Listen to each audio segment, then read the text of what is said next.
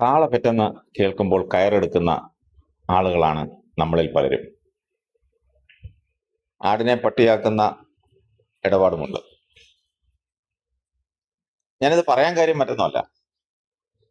ഇന്നലെ രാത്രി അർദ്ധരാത്രിയോടെ പാത്രിയാർക്കീസ് ബാവ ഡൽഹിയിലെത്തി. ഇസ്രായേൽ പര്യടനം കഴിഞ്ഞ് രാവിലെ പ്രധാനമന്ത്രി നരേന്ദ്രമോദി എത്തും. ഇന്ന് ഉച്ചയ്ക്ക് 12 മണിക്ക് അവർ തമ്മിൽ കൂടിക്കാഴ്ച നടത്തും. ആ കൂടിക്കാഴ്ച എന്തിനാണെന്നോ ഏതിനാണെന്നോ ഒന്നും ഔദ്യോഗികമായി ഒന്നും പുറത്തു വന്നിട്ടില്ല.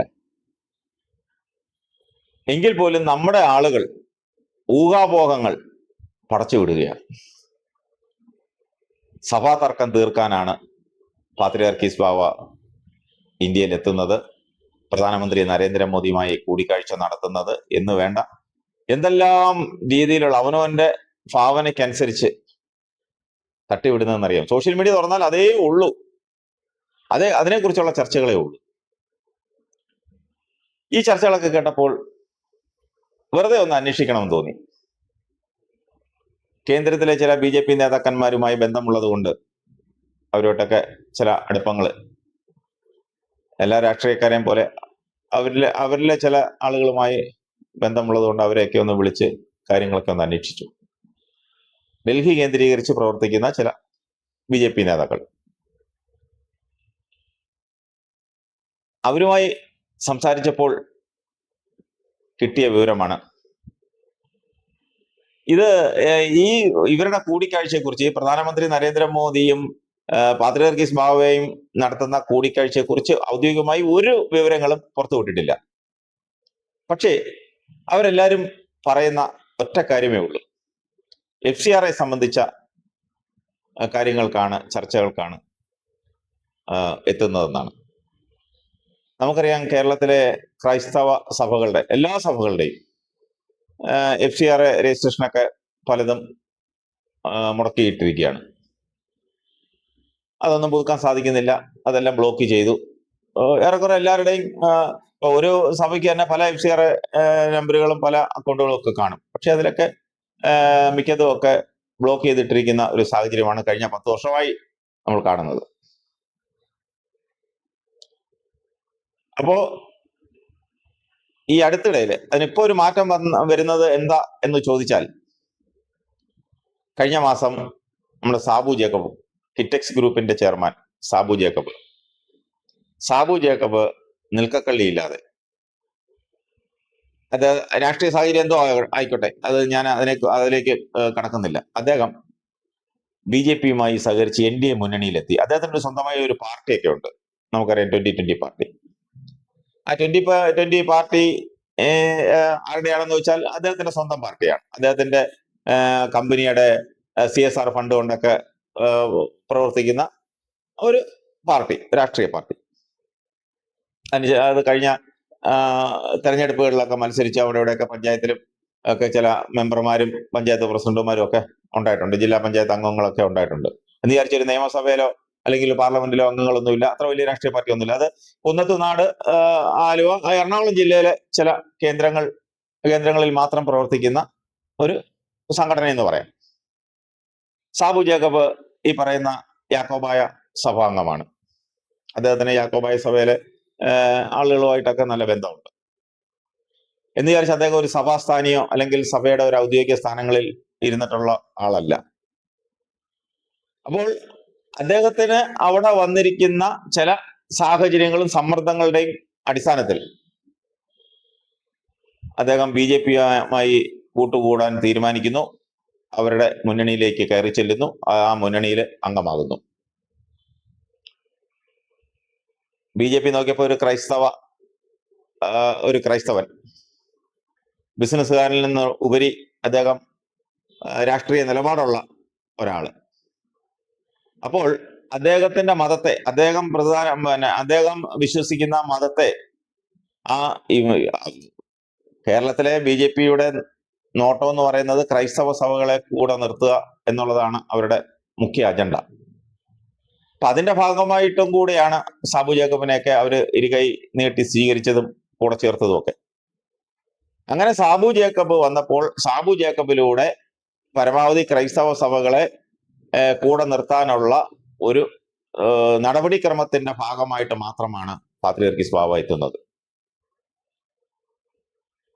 അദ്ദേഹം കഴിഞ്ഞ ദിവസങ്ങളിൽ രാജീവ് ചന്ദ്രശേഖറും അദ്ദേഹവും കൂടെ കത്തോലിക്ക സഭയുടെ സീറോ മലബാർ സഭയുടെ ആസ്ഥാനത്ത് പോയി അവരുമായി കൂടിക്കാഴ്ച നടത്തിയിരുന്നു. അവർക്കൊക്കെ കൊടുത്തിരിക്കുന്ന വാഗ്ദാനം എന്ന് പറയുന്നത് FCRA രജിസ്ട്രേഷനൊക്കെ പുനഃസ്ഥാപിച്ചു കൊടുക്കാം എന്നൊക്കെ ആയിരിക്കണം എന്നാണ് പറഞ്ഞു കേൾക്കുന്നത്. ഇപ്പൊ ഞാൻ കേട്ടിട്ടില്ല, എനിക്കറിയില്ല. പക്ഷേ BJP നേതാക്കൾ തന്നെ പങ്കുവയ്ക്കുന്ന കാര്യമാണിത്.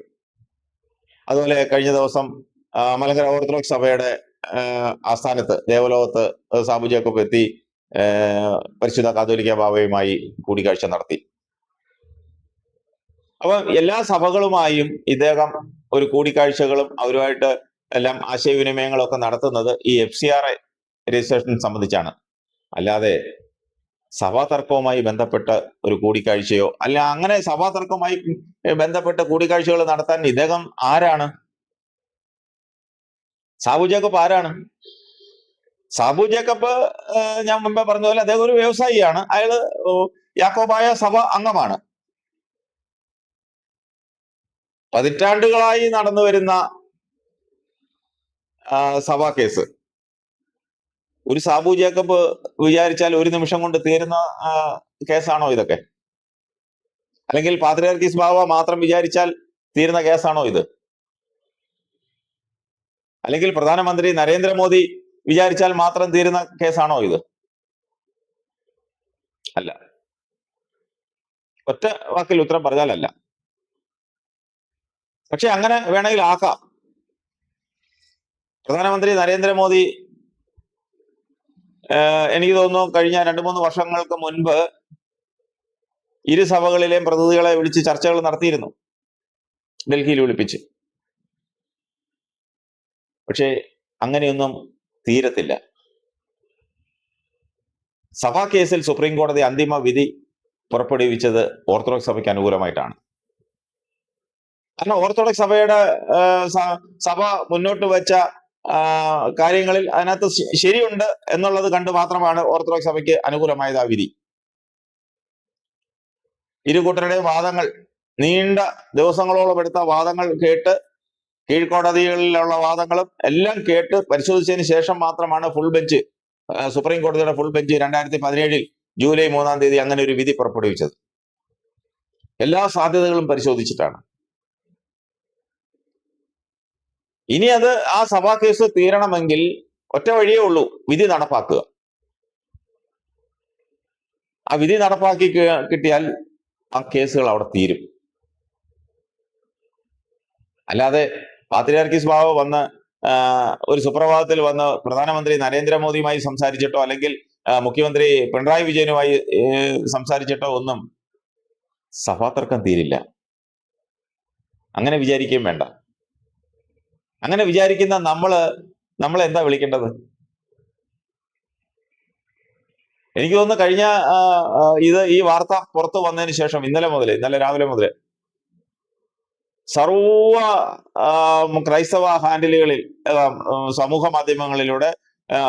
മാധ്യമങ്ങളിലെ ക്രൈസ്തവ ഹാൻഡിലുകളിൽ നടക്കുന്ന ചർച്ചകൾ മുഴുവൻ ഈ സഭാ തർക്കം ഇപ്പൊ തീരും, അതിനുവേണ്ടിയാണ് വന്നിരിക്കുന്നത്, ഉടൻ തീരും. സഭാ തർക്കം തീരണമെന്ന് നമുക്ക് എല്ലാവർക്കും ആഗ്രഹമുള്ളതാണ്. എന്തിനാ ഈ തെരുവിൽ കിടന്ന് ഇങ്ങനെ അടി കൂടുന്നത്, കോടതികളിൽ കിടന്ന് കടിപിടി കൂടുന്നത്? എന്തിനാ ഇങ്ങനെ ധീരഘോരം വാദങ്ങളും എതിർവാദങ്ങളും ഒക്കെ ഉണ്ടാകുന്നത് കോടതികളിൽ? കീഴ്ക്കോടതി മുതൽ അങ്ങ് സുപ്രീം കോടതി വരെ എന്തുമാത്രം പണമാണ് അതിനുവേണ്ടി ചെലവാക്കുന്നത്? യാക്കോബായ സഭയായാലും ഓർത്തഡോക്സ് സഭയായാലും എന്തിനു വേണ്ടി ഇത്രയും പണം ചെലവാക്കുന്നു? പാവപ്പെട്ടവന്റെ അത്താഴപ്പട്ടിണിക്കാരന്റെ പൈസ ഈ കേസിനും വഴക്കിനും എന്നൊക്കെ പറഞ്ഞ് എന്തിനിങ്ങനെ ചെലവാക്കുന്നു?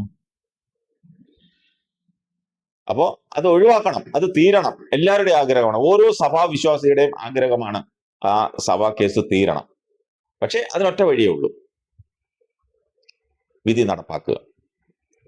നമ്മളെല്ലാം കോടതികളെയും കോടതി വിധികളെയും ബഹുമാനിക്കുന്നവരാണ്, നിയമപാലകരെ ബഹുമാനിക്കുന്നവരാണ്, നിയമത്തിന് വിധേയപ്പെട്ടിട്ടുള്ളവരാണ് നമ്മളെല്ലാം, നിയമം അംഗീകരിക്കുന്നവരാണ്. അപ്പോൾ ആ നിയമം അംഗീകരിച്ച് തന്നെ കോടതി പുറപ്പെടുവിച്ച വിധി, അതും ഫുൾ കോർട്ട് വിധിയാണ്, ആ വിധി നടപ്പാക്കുക. എങ്കിൽ മാത്രമേ ഇതിനൊരു അന്തിമം ഉണ്ടാവുകയുള്ളൂ.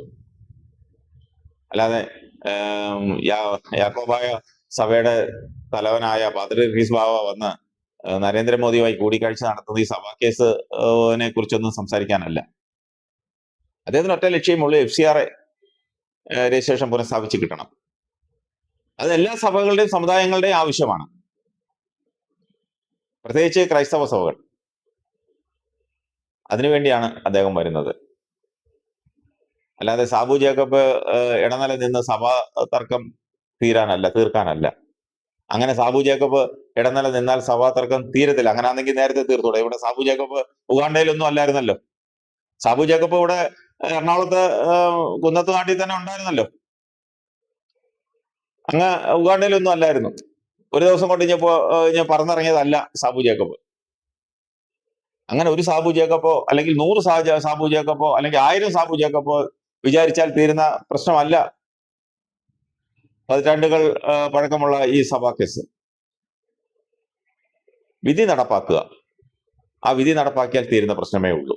അതിനായി പാത്രിയാർക്കീസ് ബാവ യാക്കോബായ സഭ മെത്രാന്മാരെയും വിശ്വാസികളെയൊക്കെ വിളിച്ചുകൂട്ടി, അതിന്റെ സഭാസാനികളൊക്കെ വിളിച്ചുകൂട്ടി അങ്ങനൊരു ആഹ്വാനം നടത്തി നമ്മൾ കൈവശം വെച്ചിരിക്കുന്ന പള്ളികളും സ്വത്തുക്കളൊക്കെ വിട്ടുകൊടുത്ത് അങ്ങോട്ടും ഇങ്ങോട്ടും കെട്ടിപ്പിടിച്ച് പിരിയുക, അല്ലെങ്കിൽ ഒന്നാവുക.